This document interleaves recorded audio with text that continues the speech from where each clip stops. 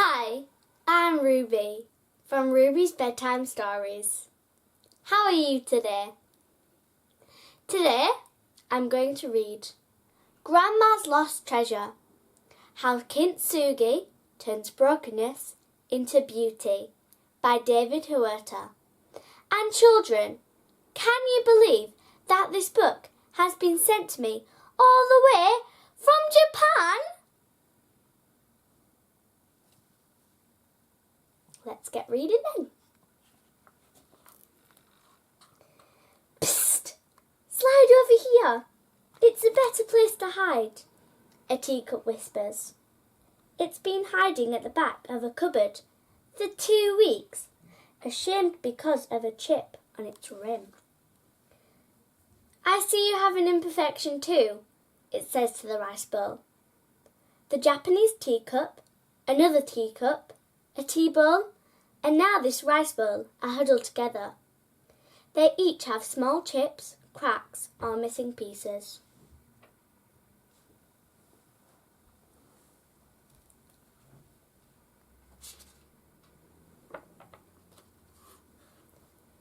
They sit behind the gleaming, newer dishes in front that are ready to be used. Day after day, they stay hidden, trying to hide their flaws, thinking about when they were younger and new. Do you remember the first time you were used? The tea bowl asks. The thought fills them with pride once more. Look out! The rice bowl warns as the door opens. A long arm scoops up the teacup. Then the rice bowl, the Japanese teacup and the tea bowl, they are put in a box. What are they going to do?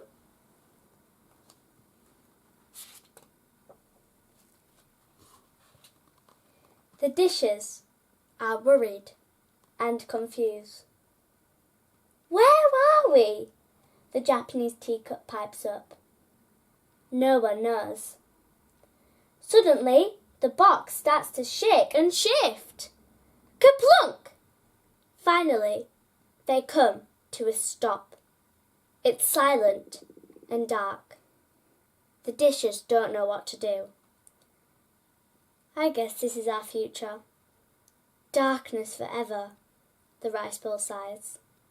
For days, weeks, months, the dishes sit in silence.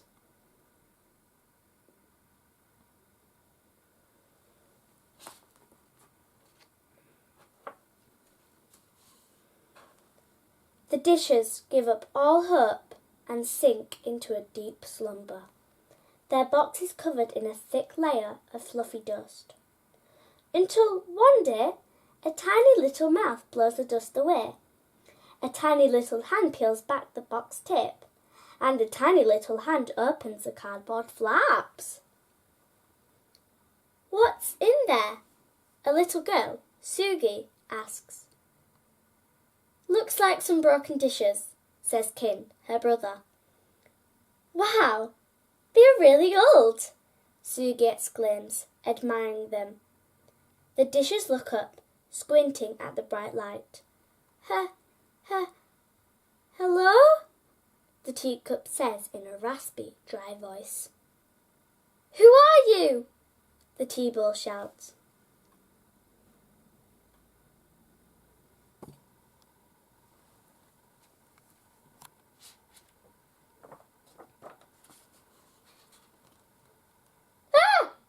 Kin shouts, nearly dropping the bowl. Kin and Sugi are shocked. Did that dish just talk? Sugi stutters. What do you see out there? Asks another tiny voice. There are more, Sugi says, peering closer. But who is speaking? Kin takes a deep breath. I think the dishes are.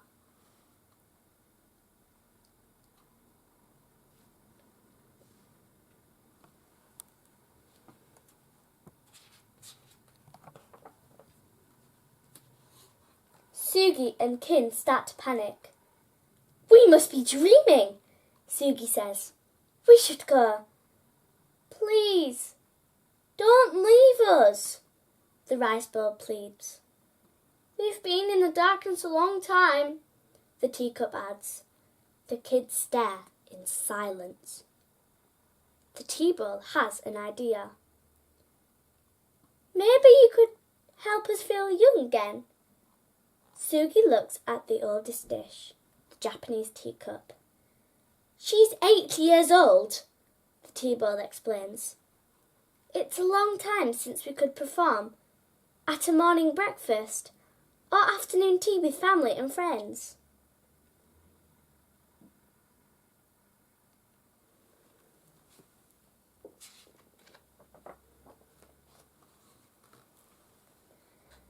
I loved watching the children in the house. Their portions got bigger and bigger as they grew, the rice bowl chimes in. Memory also sparked for the tea bowl. I'd love to be part of a Japanese tea ceremony again. Kin and Sugi aren't sure what to do. They look at each other, stand up and run out. Determined to figure it out, Kin and Sugi ask their obachan about the mysterious box of dishes. They belong to your great-grandmother, she says. She had used them for a very long time, but when they broke, they were put in storage.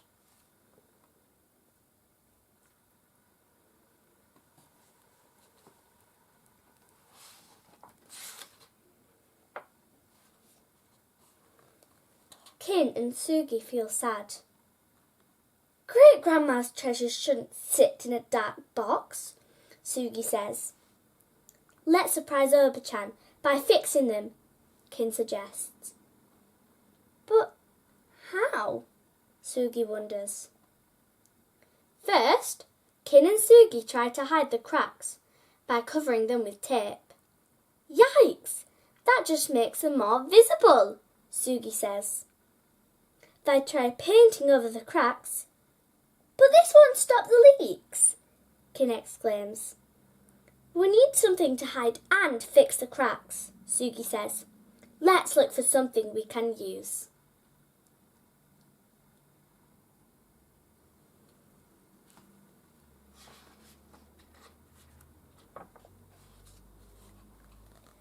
While searching the farm, they notice super sticky sap from some tree trunks. What about this? Kin points. Daego trees. Yes, their sap is used to restore buildings. I'm sure it will work for the dishes, Sugi says excitedly. They scoop up sap in a process called scraping. It involves peeling off the tree's bark and drawing the milky sap into a bucket. This will be the best glue, Kin smiles. We must give thanks for this amazing sticky goo, Sugi says. The sap is the lifeblood of the tree. Once it's drained, the tree dies.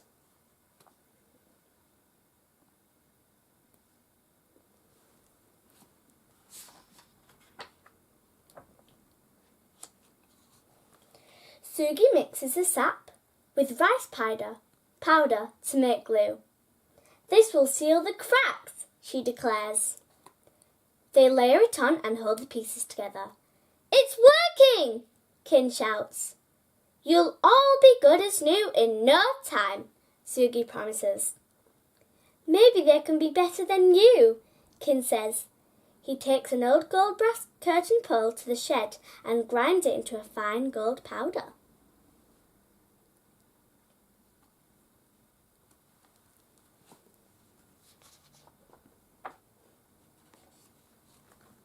As the glue dries, they sprinkle on the gold dust. Whoa! I feel reborn! The Japanese teacup announces in awe. Me too! The rice bowl says with a twirl. Our imperfections have made us more beautiful. The tea bowl gleams. Kin and Sugi aren't done yet. They clean and polish the dishes, preparing them for the big surprise. Then they quietly sneak downstairs to arrange them on the kitchen table while their grandmother is outside.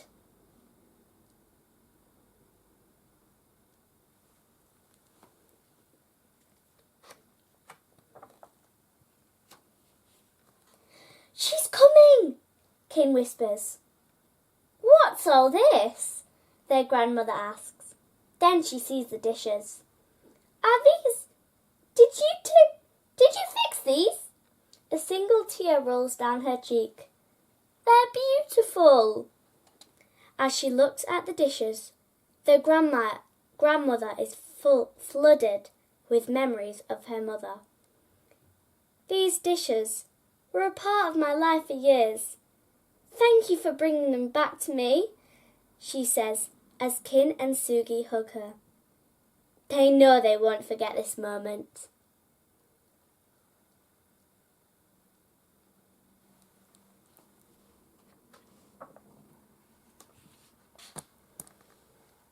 Restoring the dishes brought them closer to the Oba-chan and taught them that love and care can restore even the most broken objects.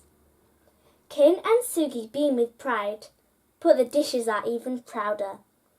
And instead of hiding themselves, they now celebrate the beauty in their brokenness. Who wants tea? Grandmother smiles. Kin and Sugi nod, each grabbing a teacup. They're so beautiful. How did you do it? Grandma asks. It's our secret, Kin says. Yeah, the art of Kintsugi, Sugi says. It's our special superpower, and I can't wait to see how we use it next.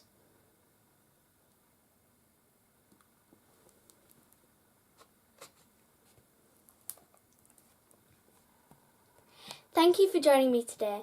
I hope you enjoyed the book. Wasn't that great?